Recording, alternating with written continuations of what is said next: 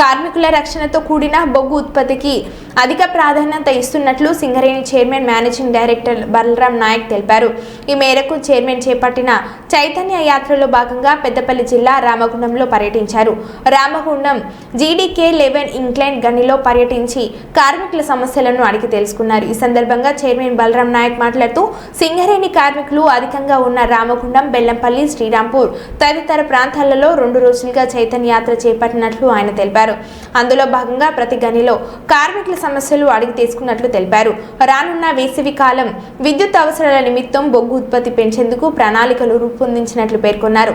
తెలంగాణతో పాటు తమిళనాడు, కర్ణాటక, ఆంధ్రప్రదేశ్ తదితర రాష్ట్రాలకు నిరంతరం బొగ్గు సరఫరా చేస్తున్నామని, థర్మల్ విద్యుత్ కేంద్రాలకు ఎలాంటి బొగ్గు కొరత లేకుండా చర్యలు తీసుకున్నట్లు తెలిపారు. ఈ సందర్భంగా ఉత్తమ ప్రతిభ కనబరిచిన కార్మికులకు బహుమతులను అందజేశారు. ఈ యాత్రలో చైర్మన్ తో పాటు సింగరేణి డైరెక్టర్లు సూర్యనారాయణ, వెంకటేశ్వర్లు అధికారులు పాల్గొన్నారు. ట్రామరు, కంటిన్యూస్ మైనర్ ఆపరేటరు వాళ్ళతో మాట్లాడిపిస్తాము. వాళ్ళు కూడా 2 నిమిషాలు మరి చెప్పిందే చెప్పకుండా రిపీటెడ్ కావద్దు. నేను చెప్పిన విషయం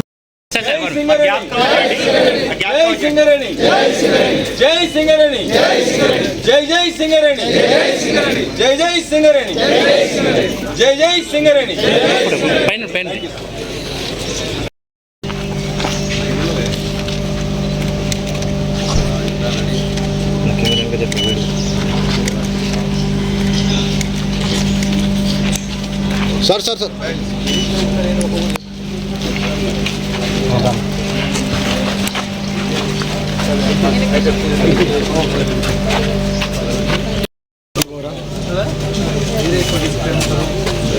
ఇంట్లో పోతాను కంపెనీ ఎంప్లాయ్మెంట్ అవకాశం ఇచ్చినప్పుడు ఆపర్చునిటీ ఇచ్చారు కదా,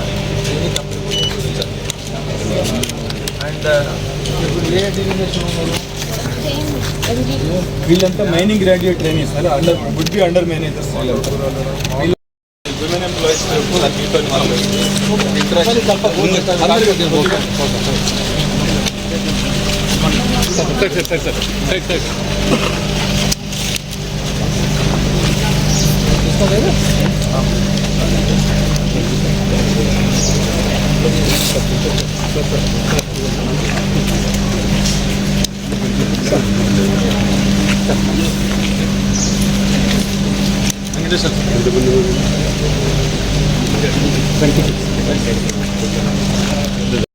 రెండు రోజులుగా మనము సింగరేణిలోనే ఎక్కువ మంది కార్మికులు ఉండేది మన రామగుండం, శ్రీరాంపూర్, మందమరి, బెల్లంపల్లి ఏరియాస్లో.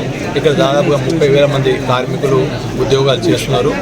అండర్ గ్రౌండ్ మైన్స్ కానీ, ఓపెన్ కాస్ట్ మైన్స్ కానీ మొత్తం ఇక్కడే కేంద్రీకృతమై ఉన్నాయి. ఈ యొక్క పర్యటన ముఖ్య ఉద్దేశం ఏంటంటే ప్రతి కార్మికులు, ఉద్యోగులు మనం ఎన్ని గంటలు పని చేస్తున్నామో ఇప్పుడు దానికంటే పని గంటలని ఇంప్రూవ్ చేయడం వల్ల కంపెనీ యొక్క లాభాలు పెరుగుతాయి, ప్రొడక్షన్ పెరుగుతుంది, డిస్పాచెస్ పెరుగుతుంది, అండ్ ఓపీ కూడా పెరుగుతుంది. దీంతోపాటు మనకి ఇప్పుడు ఎండాకాలం ఇప్పటికే స్టార్ట్ అయింది.